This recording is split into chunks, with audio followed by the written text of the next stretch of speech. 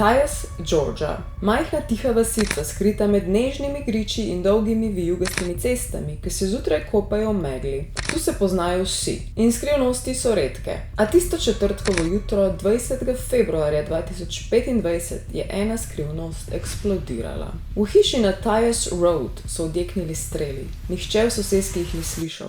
Kmalu je 6-letna deklica našla dvoje trupel. In 17-letno dekle bo iz žalujoče hčere postala glavna osumljenka. Ta video trenutno trenda na TikToku, pač ne moreš ga zgrešiti, ampak opozarjam zdaj, ful je pomemben, ta primer ni končan, ni zaključen, je v postopku, ker se je zgodil februarja letos, res nedolgo nazaj, in se je zdaj julija šlo, oziroma prejšnji mesec julija je šlo to pogon na sodišče, je bil končno nekdo aretiran, tako da stvar na sodišču ni zaključena. Karkoli jaz danes govorim, in tudi če jaz v glavi nekoga obtožim ali pa če kdaj po pomoč rečem, da je to nekdo naredil, je vse domnevno, okay? Vse vnaprej, jaz nič ne trdim, ne vem, mora se na sodišču razplesti. Naslednja stvar.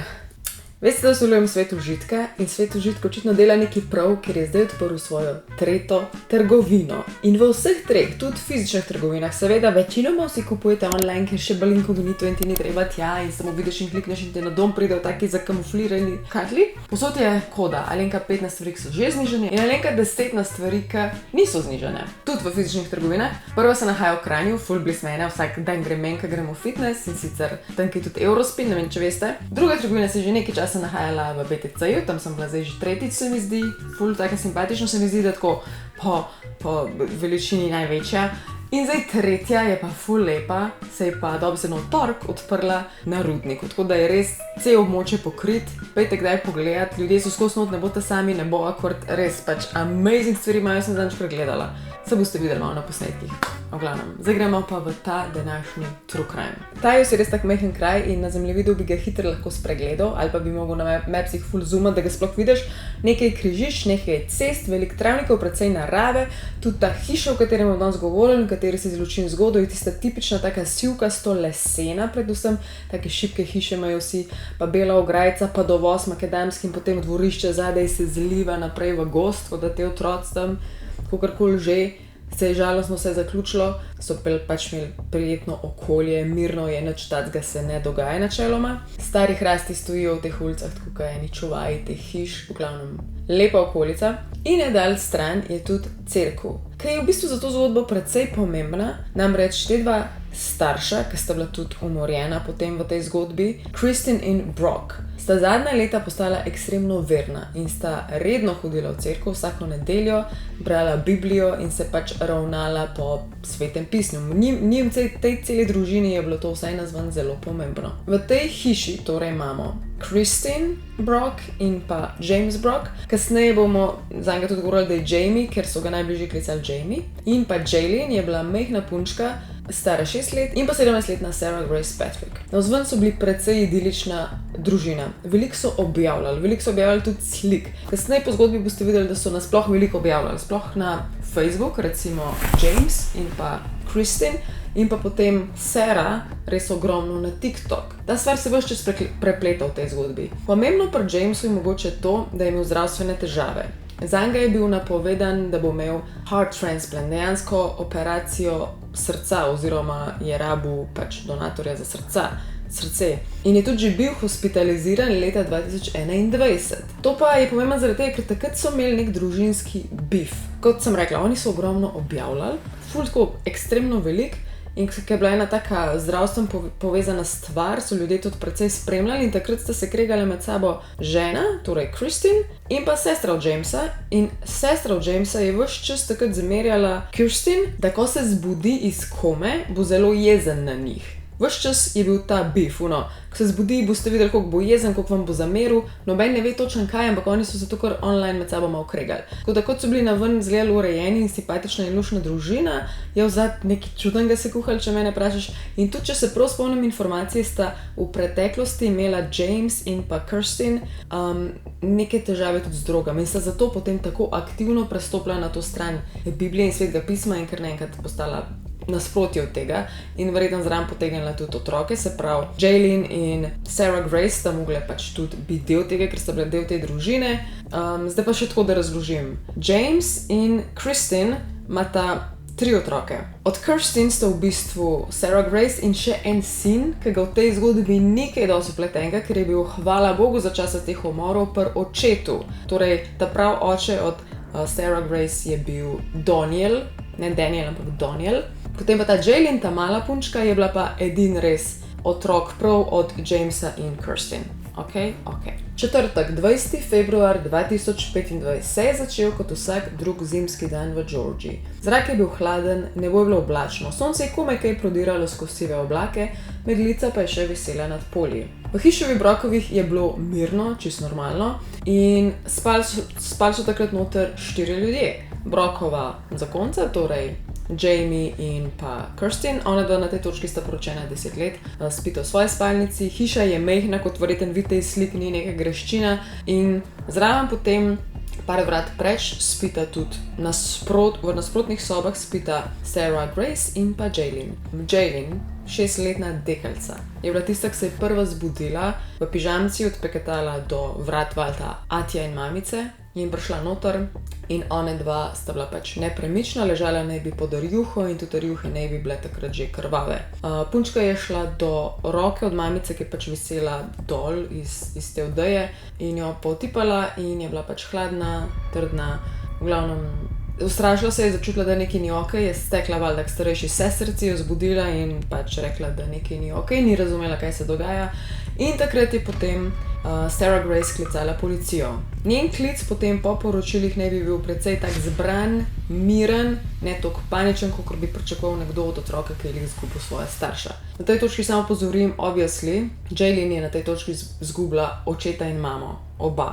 Sarah Grace je pač izgubila svojo biološko mamo, očeta ima še vedno Doniela, Doniel je pa nekje drugje, v hiši bil skupaj s sinom, ki ga, hvala Bogu, ni bilo v tej hiši. Čeprav so otroci ves čas se menjali med očetom in mamo in jih tako je zdaj nanesel, da vsaj en ni bil priča temu dogajanju. Do hiše pridejo lokalni šerifovi, namestniki iz Carroll Countyja. Ura je še zgodna, dvorišče je tiho. Na dovozu parkirajo policijska vozila, modre luči mežikajo skozi meglico. Po nekaj minutah prispe še več enot. Kmalu je hiša obdana s rekovi Crime scene, do not cross. V poročilih so se hitro pojavile glavne opazke. Ni bilo znakov nasilnega vdora. Ni bilo znakov, da bi kdo kaj ukradel. Torej, ni bilo znakov tatvine, ni bilo znakov tatov. Bilo je tako, kot da bi kdorkoli že to storil, ali bil znotraj hiše, ali pa pač se pojavil in zginil. Tukaj so deljenja mnenja teh dveh obeh hčer, ker jasno so obe takoj zaslišali in tudi so jih ločili, da se pač zgodbe ne, da si ne zmišljujete zgodba, ne. In zgodba od Sarah Grace je bila precej nestabilna, ves čas se je tako rahlo spreminjala, in tudi ona je trdila, da ni slišala nobenih strelov. Keep in mind, da so pač sobe od njih, tudi če so nekaj vrat narazen, je ta hiša majhna, lesena, ne moreš s pištolo, streli by the way so bili 3, če sem prav razumela, eden v mamico in 2 v očeta Jamesa.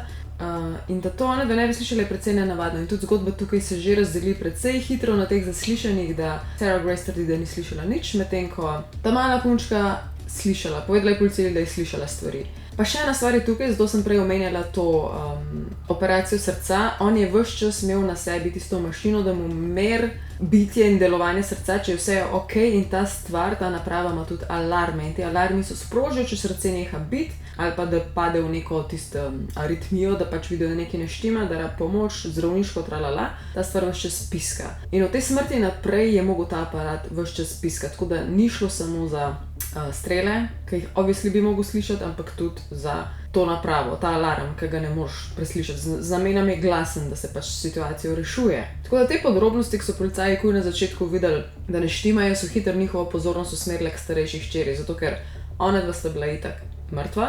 Ta mala je pač res še otrok, kar ne pomeni, da ni možno, da bi kaj naredila narobe, ne? Ampak še zmeraj je, v tem primeru, je Sarah najbolj glavna osumljenka, čeprav tukaj niti približno ni dosti dokazov in oni se pač lotijo te raziskave čisto normalno kot vedno, vse možne forenzične dokaze zbirajo, noben ne sme več v hišo, vse poslikajo, vse posnamejo, vse mora biti dokumentirano, da bo pač na koncu še več dokazov. Na tej točki, tudi če je Sarah imela nekaj zraven, pač nima tistega občutka, da kdo njo jasno krivi za kaj.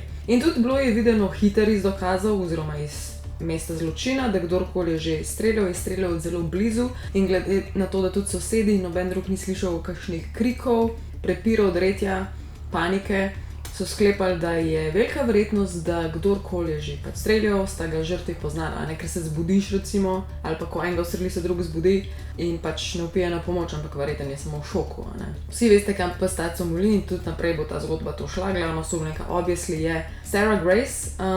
Zdaj tako, orožje ni bilo nikoli najdeno, da bi jaz vedela, razen če je zdaj kaj novega ven prišlo, ampak dolg časa orožje konkretno ni bilo najdeno, je bilo pa ogromno balističnih dokazov, kar pomeni, da izven orožja, sem prej rekla orožje ali orodje? Orožje, upam, da sem rekla orožje. Imajo pa gore fizičnih dokazov, digitalnih dokazov, kar pa pomeni, to so lahko sporočila, iskalna zgodovina, lokacijski podatki iz telefonov. Še ena stvar, ki je padla v oči tam že forenzikom in policajem, detektivom na začetku, sploh teh intervjujev obeh hčerk, je to, da je bila Sarah precej mirna. Ni bila paranoična in v stresu, kakor bi bil normalno mogoče otrok pri izgubi staršev. Razen, če se še ne zavedaš, če se disociraš, ampak vse je bilo pač nenavadno vedenje. Ampak ta zgodba se po moje začne še najbolj zdaj po umoru oziroma mesece in tedne po umoru, ko se je Sarah začela res nenavadno obnašati. To pa predvsem govorimo online, predvsem na TikToku, kaj je ona objavljala, na kakšen način je govorila o smrti svojih staršev.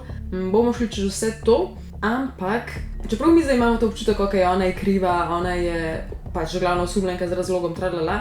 Mesece in mesece je pač to razdelil javnost na dva dela, tiste, ki so stali za njenim hrbtom in pač jo mirili in tolažili in pač trdili, da vsak na svoj način te stvari prebavlja. Na tisto stran ljudi tudi, ki so si mislili, kaj da fuck se tle dogaja. V glavnem, da vam sam mečkam preberem, sicer bom angleško, bom pa preverila basic, kaj pomeni, ampak kako je ona govorila o tej smrti tudi, tako da je težko bilo razbrati, da je mogoče kriva, ker je res. If you know something, please speak up, I beg of you, because this split me and my sister up after such a traumatic day none of us deserved. My animals have to find new homes. My home is gone and I can't even get my wallet or clothes or anything, even Bible. I lost my sense of safety and most of all they took my mother and my stepdad that was there when my amazing father couldn't be. It's been horrific and I would like to people would hug their families extra long after you see this. I wish I got up and hugged her when I said goodnight.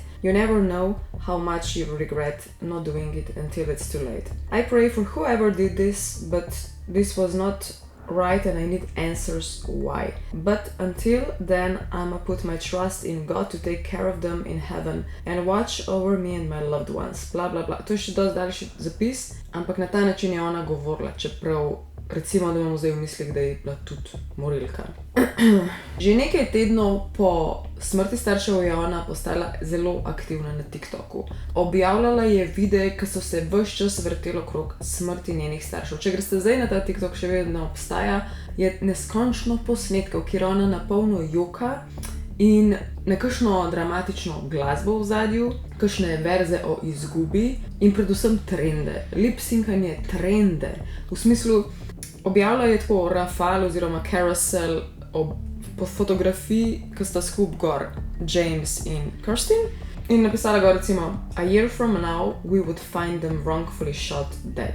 A se zavedaš, koliko je to dramatično? Razumem, da vsak na svoj način žaluje, ampak če bi se meni to zgodilo, nočem razmišljati, ampak če bi mogla pomisliti v svojih občutkih, se umakneš, hočeš mir, če že izražaš mogoče kakšno iskreno žalost, če probaš z drugimi ljudmi to deliti, kot da se zavedate, kaj imate, meni se je to pa to zgodilo, samo to, da veste, če si že javna oseba, ne? In zraven ni tak jokaš in tak video je ponovno zelo pristen, brez katov, brez glasbe, ker pač nočeš dramatizirati, že samo po sebi je preveč grozljivo. Ona je dramatizirala, kolikor se je dal, pač vedno je bila neka glasba, orkestrirano, pokatano. Preprosto ljudje opazili, da je to energija, ki je napačna za žalovanje. Verjetno sploh tisti, ki že imajo izkušnjo s tem, so si mislili, this makes no sense. Videi so imeli teatralen, skoraj filmski ton. montaže, izbrana glasba, poziranje pred kamero. Aprila 2025 imajo za te dva starša, očitno, ko je šlo proti koncem vse to raziskovanje obdukcije in zločin nasploh, so imeli memorial oziroma neka stvar, kot ne vem, na pogrebu oziroma v tistem obdobju prebereš potem neko sporočilo, ki si ga hotel. Sarah je takrat pripravila konkreten nek govor za svoje starše. Zdaj ne vem, koliko je to imela pomoči nekoga drugega, ker ali je res dobro pisala, ampak skratka, to je to, kar je ona hotela njima sporočiti. Ta stvar je precej dolga, zdaj si lahko pogledate par sekund približno, kako je izgledal.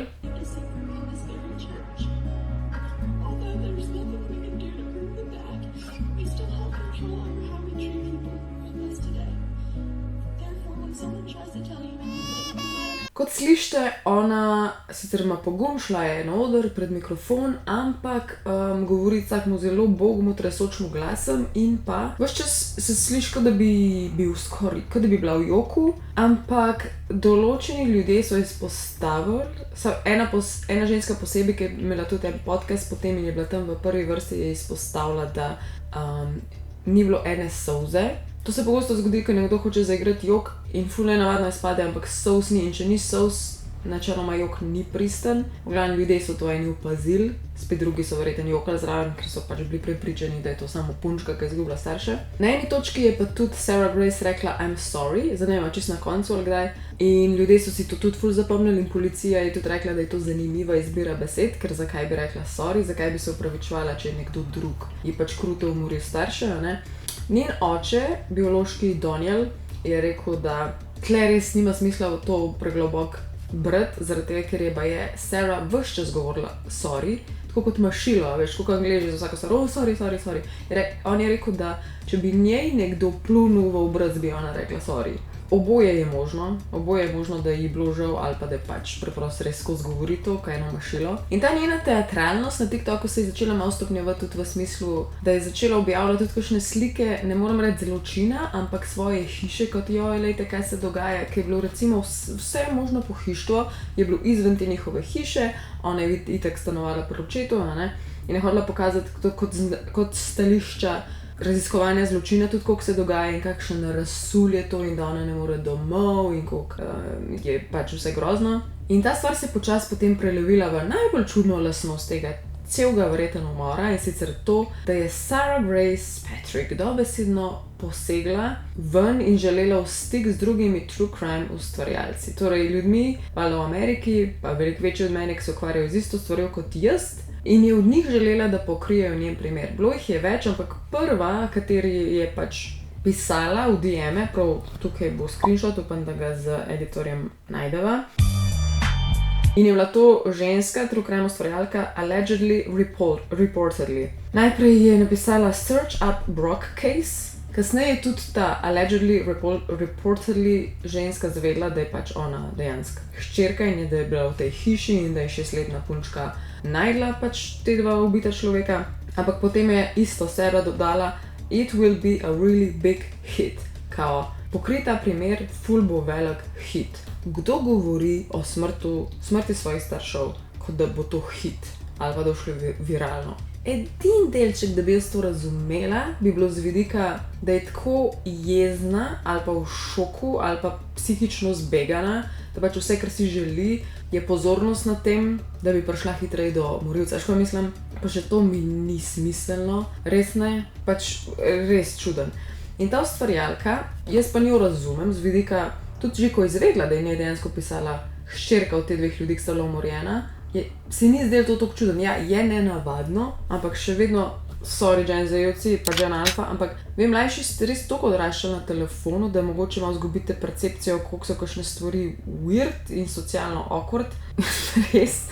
In jaz se zdaj pač očitno so oni toliko online in toliko ne vem kaj, upleteno v true crime, mogoče, da si zdelo pač to smiselno in malo mlajša, pač ne bom preveč razmišljala o tem. In je dejansko pokrila ta primer. Poleg tega je Sarah Grace tudi ful odprto in veselo sodelovala z mediji, torej dajala intervjuje, odgovarjala, javno žalovala, čeprav se pravim, velikokrat je to izpadlo fake in tudi njen staroče, torej dedek in pa Daniel sta jo ful zagovarjala, da pač verjameta absolutno, da ona ni imela popolnoma nič zraven. Zdaj pa gremo počasi na te zadnje nitke, ki so se zgodile, sicer pomembne, ampak nekega poletnega dne, tako kot sem rekla julija, skoraj 5 mesecev po umoru, Sarah Gray s svojim očetom stopi skozi vrata policijske postaje. Ne zaradi zaslišanja, ampak zato, ker je na njenemu imenu izdan nalog za aretacijo, za umor lastnih staršev. To je bil 8. julij 2025, ta nalog je bil izdan. To se verjetno zgodi na točki, ki imajo res toliko veliko dokazov, da se počutijo iti safe v postopek in da imajo tudi občutek, da ne rabijo več dodatnih dokazov, da so zaključili preiskavo, ker se tiče dokazov in rečejo, ok, imamo dosti dokazov, da te obtožimo, da greš v zapor in rečejo Sarah, pač prid na sodišče ali kakorkoli že in Sarah takrat prostovoljno, brez drame, brez panike je prišla z očetom in z odvetnikom sama na policijsko postajo. Ker zdaj sledi, bo valjda zaslišanje in odvetniki, ki so na stari Sarah, pač trdijo in jo valjda poskušajo še vedno prikazati kot nemorilko, da ni storila nič narobe, da je popolnoma nedolžna. Kar je logično, to je pač job od odvetnikov, tako da to ni nič čudenega. Čeprav imam občutek, da ona pri svojih 17 in če je res tako slabo zastavila ta umor, bo zelo hiter in zelo z lahkoto pristala pač za rešetkami. Rekli so, da jo bojo smatrali kot odraslo osebo. Tudi verjetno, ko bo ta primer končan, bo ona polnoletna načeloma, skoraj ziher, ker te stvari so ful dolg na sodiščih. V medijskih poročilih je zapisano, da je bila videti mirna, nobene drame, nobenih solz. Na tej točki pa naj bi imeli dokaze balistične analize orožja, če so ga našli, to pa še ne vemo, ostanki strelnega prahu, elektronska komunikacija, ker si lahko predstavljate, da bo pri 17-letnici največji šus v glavo, ker verjetno je tega ogromno pri njej, sporočila, iskalna zgodovina, lokacijski podatki telefonov, socialno-medijski posnetki in aktivnosti po umoru. Ta primer je res nenavaden zaradi tega, ker je to povezan s true crime, s tem pač mojemu communityju. In ona tudi, ko je enkrat TikTok objavila, se vidi v ozadju dejansko, ko gleda true crime. Se pravi, je res mogla veliko to spremljati, ampak če je to spremljala, pa če je ona morilka, zakaj ni boljš tega zastavila? Kako nimaš niti feelinga, da če probaš v lastni hiši umor speljati, da pa je vse nared, da je bil ulom, ali pa da je nekdo zbežal, pa vrata ne bo odklenjena, pa neke fake prstnotisne, neki nared, pač se jim mislim, po true crime moraš že nekaj vedeti, ali ne? Zdaj vam tle čitkov dajem, da v bistvu bi jo znala pobegati z umorom.